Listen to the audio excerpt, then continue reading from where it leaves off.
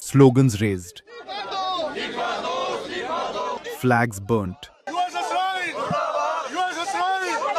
Fresh Congress protests bring attention to Jammu and Kashmir statehood issue.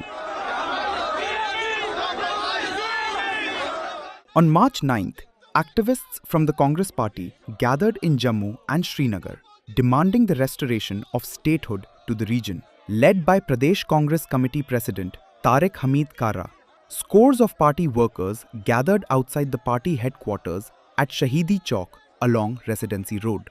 But heavy police deployment prevented them from marching forward.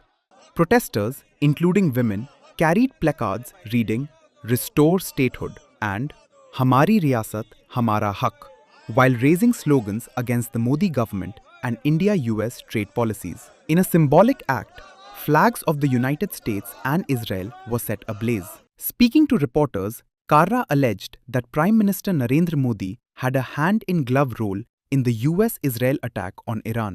Narendra Modi जो 2 दिन पहले इस happening से Israel गए और वापस आए और उसके साथ ही अटैक शुरू हुआ, तो हम समझते हैं कि नरेंद्र मोदी इसमें हैंड इन ग्लोव है.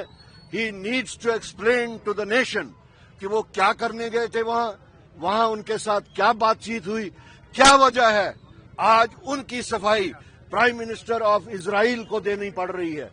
2 दफा प्राइम मिनिस्टर ऑफ इजराइल ने ये एक्सप्लेन किया कि नरेंद्र मोदी का इसमें कोई हाथ नहीं है. नरेंद्र मोदी इस बारे में बिल्कुल जानकार नहीं है. दैट इन इटसेल्फ प्रूव्स कि नरेंद्र मोदी को सब कुछ पता था. Kara reiterated the party's demand for the restoration of statehood to Jammu and Kashmir. Election के बाद भी और सरकार बनने के बाद भी हम अपने उस स्टैंड को रीइटरेट कर रहे हैं कि हमारी रियासत का दर्जा जो है वो बहाल होना चाहिए. हमें किसी से हम कोई भीख नहीं मांग रहे, हम किसी से कोई फेवर नहीं मांग रहे. हमारी कॉन्स्टिट्यूशनल गारंटीज जो हैं वो हमें वापस दी जानी चाहिए.